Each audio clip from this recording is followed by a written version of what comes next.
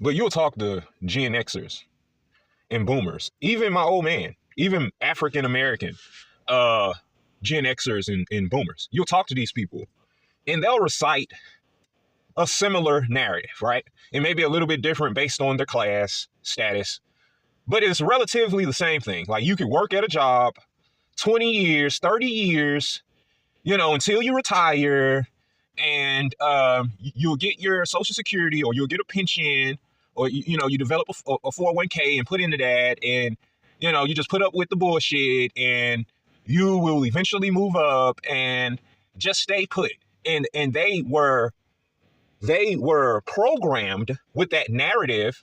But also, let me say this, that was the reality that they grew up in. They seen that from their parents, the people who were part of the quiet generation or the silent generation, right? And they grew up in that way with some evolution, leading up to now. But in their prime, their working primes, they were able to do that for better or for worse, right? Whether they did it or not, we know what they lived through. The Ronald Reagan era, the crack epidemic, the AIDS epidemic, the civil rights movement for the people who are a little bit older than them, redlining, COINTELPRO, co-opting. They lived through a lot. The Black Panthers, the Nation of Islam, they lived through a lot of evolution. So this just isn't a open and shut conversation, but it is for me, because I can't talk to these people, because just like the Christians, which a lot of these people are, they are delusional. They aren't able to critically look at their current world and make a objective analysis on what's taking place.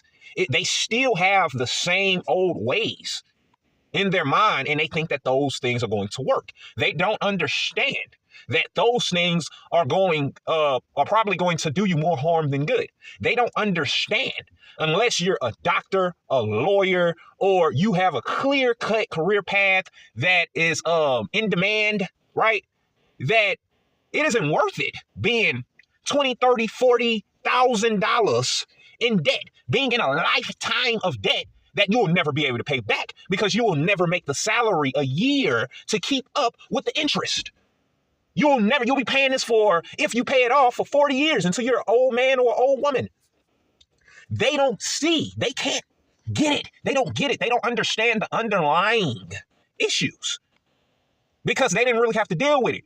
They could get paid $10, $12, $14 an hour in the 80s with how the price of living was at the time, and they can afford an apartment to rent until they saved for a house. We can't do that now.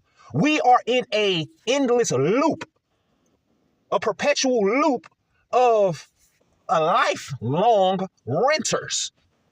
Lifelong renters. They don't get that. They don't understand. They can't comprehend the pyramid scheme, the Ponzi scheme that is American economics. They can't see it. They have been so brainwashed and given evidence for the American dream that they don't see the lie. And they're going to die like that. I watched a man, an old white man, right? I watched an old white man. He was like 100 years old. They were honoring this white man with something. And they ended up asking him a question. And they were basically paraphrasing. They're asking him, what do you think of the current state of America, right? And he started crying. He burst in tears, crocodile tears, 100-year-old little old man, crocodile tears of his, disapproval of what America has become, what it's turned into. He started crying. So my point is you can see how America has changed in so many ways, when it comes to the blacks, when it comes to the immigrants, when it comes to the women, when it comes to the LGBT, when it comes to the abortions, when it comes to patriarchy and the family structure. You can see all of that. God darn it, not the economics. You can see that. You can see all of that. But daggit, if they just put their bootstraps on and go to work. Hold up, but you just mentioned everything that's wrong with America and how fucked up America is. But somehow you can't understand the economic aspect of it. You can't understand the housing market. You can't understand inflation. You just can't get it. It goes over their head. So I can't talk to these people, because you're not dealing with reality anymore. You no longer you're dealing with the past, bruh. You're dealing with something that's come and is gone now. You had a CEO just get killed by a guy with a Glock and a silencer. We just seen on the first a man just run clean over and try to flatten people celebrating on Bourbon Street in New Orleans. We just seen an attack in Las Vegas of an ex-military. This is the middle class. Ex-military responsible for blowing up the Tesla truck in a Vegas attack. This isn't your ordinary hood shit. This isn't gang violence, even though that is absolutely just on another level. But that's what we're used to. That's been going on, right? No, I'm talking about the financial crisis. I'm talking about middle-class white men who are going to start having radical ideals, who are going to start rebelling against the traditions of America, the Christian identity. Those things are going to be lost because at least in the past, the people had hope. See, I believe in this thing called the fourth turning, right? So people always talk about, oh, we were poor. We didn't have anything. We didn't have anything, but we weren't entitled, and we could get dirty and lace up your bootstraps. But the difference is now is we're in the fourth turning. So think of it like a slope. See, what you guys are talking about is the first and the second turning, right? So in the first and the second turn, people are very, very poor. But what people have is optimism, creativity, community, because that's all people are coming from a time period where their parents were grinders and didn't have anything and were in the process of building. So if you're a part of the second turning, then you're in a continuation phase. You're trying to get to the top of the hill. Well, we're in the fourth turning here. You ever watch that one movie? It was with Jim Carrey. It's a Jim Carrey movie, right? And they asked him, I forgot, it's at the tip of my tongue, but I forgot the name of the movie right now. And they asked him, they were giving him they were talking about his upbringing or whatever. And they rewind to when Jim Carrey was a kid and to prevent him, the Truman Show. All right, so to prevent him from wanting to explore the real world, because in the Truman Show, they're on a set. You got to check out that movie if you ain't checked it out. They're on a set and everybody knows except for him. So anything that will make him question that reality, that set that he's on, they try to get rid of that. So they rewind to his childhood and they ask all of the kids what they want to do. And he says he wants to be an explorer, right? And the teacher says, everything's already been discovered. You know what I mean? Like, in other words, we're living in a time period where everything's already been done. There is no more. I was watching something else. I forgot what I was watching a few months ago. And somebody said, the age of acquiring land and finding which groups of people on the planet are the controllers and rulers of the planet are done. That was hundreds of years ago where they were fighting over that. The families who control the world, not trying to make this some conspiracy shit, but the groups and the families and the hierarchical pyramid scheme that we have in the world has already been established. They were establishing those things during the first turn. You feel what I'm saying? Do you understand what I'm saying? So when you speak to an older person, they're talking about buckling up their bootstraps and how poor they were and how better we have it. Explain that to them. Explain to them that you were in a time period where you were optimistic about this time period. You were optimistic about where your people would end up. Now people are pessimistic because this is what you call the fourth turning. And in the fourth turning, well, you're on a slope. So the outlook is a decline. You lived in a time period where the outlook was increase, you feel me?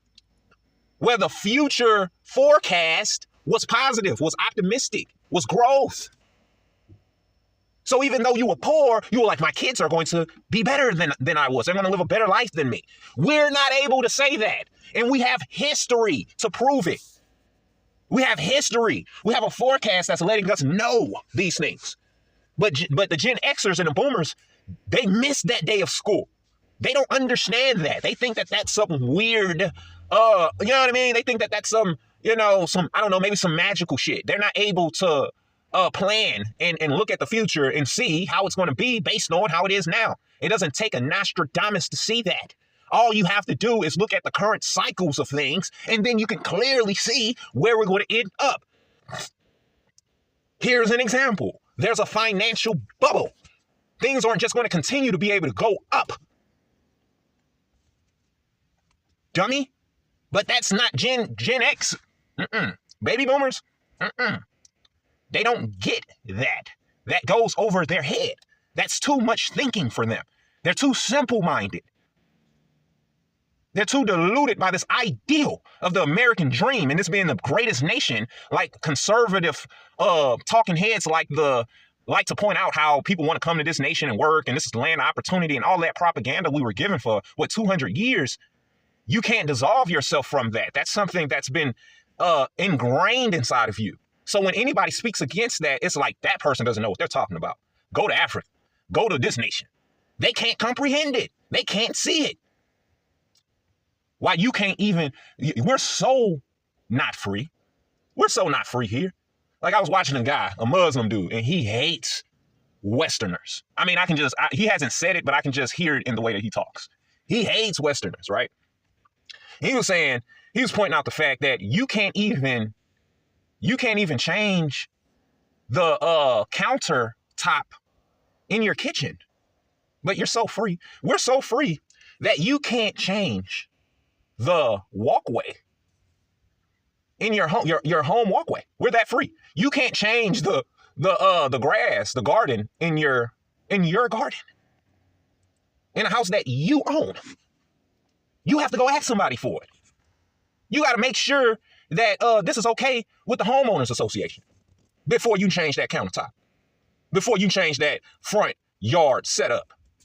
But we're so free. See, we were giving an ideal of freedom. And since we are able and we have access to that, when we look at other aspects, when we look at other dynamics, we're like, we shouldn't have access to that.